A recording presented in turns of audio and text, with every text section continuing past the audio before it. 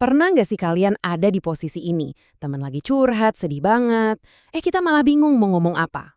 Niatnya sih baik ya, mau nenangin, tapi kok malah ucapan kita bikin suasana jadi aneh? Nah, di sini kita bakal bedah bareng-bareng kenapa itu bisa terjadi. Sabar ya. Ini dia. Dua kata sakti yang kayaknya refleks banget keluar dari mulut kita kan. Tentu, maksudnya baik banget. Kita pengen teman kita itu ngerasa lebih kuat, lebih tenang. Tapi pernah nggak sih kalau kalian ngerasa kalau niatnya semulia itu, kenapa ya kalimat-kalimat kayak gini kadang malah bikin canggung? Atau lebih parahnya, bikin yang denger malah ngerasa makin sendirian dan gak dimengerti? Sebenarnya salahnya di mana sih? Well, jawabannya ada di satu konsep yang mungkin udah nggak asing lagi di telinga kalian. Toxic positivity. Dan jangan salah ya, ini tuh bukan sekedar istilah keren-kerenan di media sosial. Ini beneran fenomena psikologis yang dampaknya, wah serius banget. Oke, kita bedah dulu definisinya biar jelas. Gampangnya gini, toxic positivity itu kayak maksa orang atau diri sendiri buat selalu lihat sisi baiknya. Titik. Nggak peduli situasinya separah apa. Akibatnya, semua emosi yang dianggap negatif, kayak sedih, marah, kecewa, itu jadi nggak valid dan harus dibuang jauh-jauh. Padahal kan itu manusiawi banget ya. Terus gimana cara kita ngenalinnya? Coba deh lihat, ini beberapa tanda-tandanya yang paling umum. Mungkin kita sendiri suka pura-pura fine-fine aja, nyembunyiin perasaan biar nggak kelihatan lemah. Atau, yang lebih sering lagi, kita ngomong ke orang lain, alah gitu doang sedih, lihat noh si A, masalahnya lebih parah. Nah, itu dia. Itu toxic positivity lagi beraksi. Oke, sekarang kita geser sedikit fokusnya.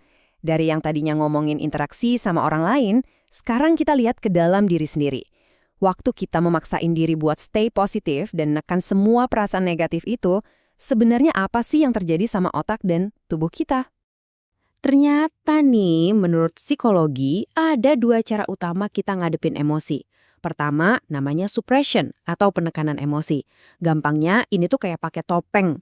Di dalam hati ambyar, tapi muka tetap datar, biar orang nggak khawatir. Yang kedua, namanya reappraisal atau penilaian ulang. Nah, ini lebih cerdas. Kita coba lihat masalah dari sudut pandang lain, biar emosinya juga ikut berubah. Dan para ilmuwan udah setuju banget soal ini. Banyak banget penelitian yang nunjukin kalau suppression alias mendem perasaan itu strategi yang jelek banget. Kenapa?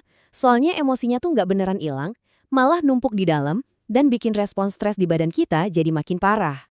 Nah, ini dia nih bagian yang paling bikin kaget. Ternyata, mendem perasaan itu bukan cuma soal mental doang loh. Ada jalur tersembunyi yang nyambungin kebiasaan ini langsung ke resiko penyakit fisik. Beneran, penyakit fisik. Gimana ceritanya coba? Coba kalian perhatiin model ilmiah ini deh.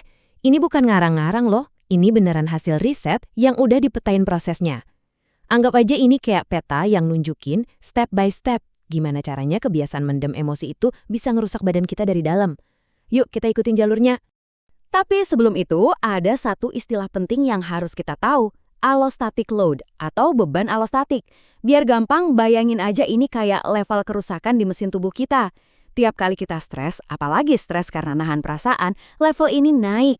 Makin tinggi levelnya, ya makin gede juga resiko kita kena macam-macam penyakit.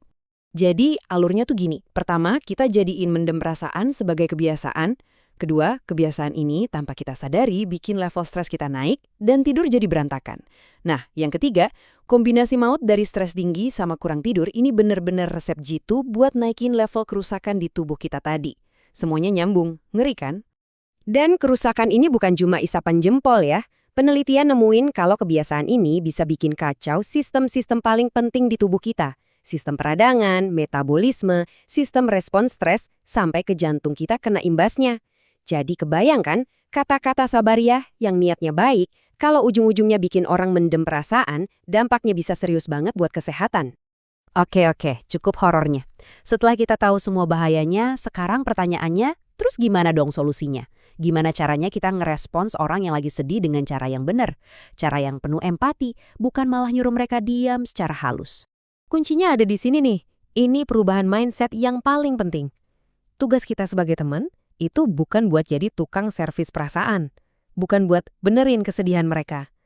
Tugas kita itu cuma satu, nyediain ruang aman biar perasaan mereka itu diakui. Biar mereka tahu kalau perasaan itu boleh ada. Intinya, validasi, bukan ngasih solusi. Nih contohnya, daripada bilang, sabar ya, coba deh ganti pakai kalimat ini. Kalimat ini tuh nggak janjiin apa-apa, nggak sok-sokan bisa nyelesain masalah, tapi kalimat ini nawarin sesuatu yang jauh lebih berharga. Kehadiran. Bahwa dia nggak sendirian. Atau bisa juga pakai yang ini. Ini juga kuat banget efeknya. Kenapa? Karena kita ngakuin kalau perjuangan dia itu berat. Kita memvalidasi kekuatan dia buat bertahan sampai sekarang, tanpa ngeremehin sedikit pun rasa sakit yang dia rasain. Lah, kalau yang ini beda lagi. Ini ngajak lihat ke depan, tapi dengan cara yang halus, nggak maksa. Kita nggak nyuruh mereka, ayo move on dong. Tapi kita justru bilang kalau proses sakit ini tuh lagi ngebentuk mereka jadi orang yang lebih hebat. Keren kan? Dan pada akhirnya pesan utamanya ya ini. Yuk kita sama-sama bikin nggak baik-baik aja itu jadi sesuatu yang normal. Karena sedih, kecewa, marah, itu semua bukan tanda kegagalan. Itu justru tanda bahwa kita manusia. Jadi, ya gitu, pilihannya balik lagi ke kita masing-masing. Tiap kali ada teman yang datang dengan ceritanya, kita tuh punya pilihan. Mau jadi orang yang tanpa sadar malah bikin mereka bungkam, atau mau jadi teman yang benar-benar bantu proses mereka buat pulih. Nah, kita mau jadi pendengar yang kayak gimana?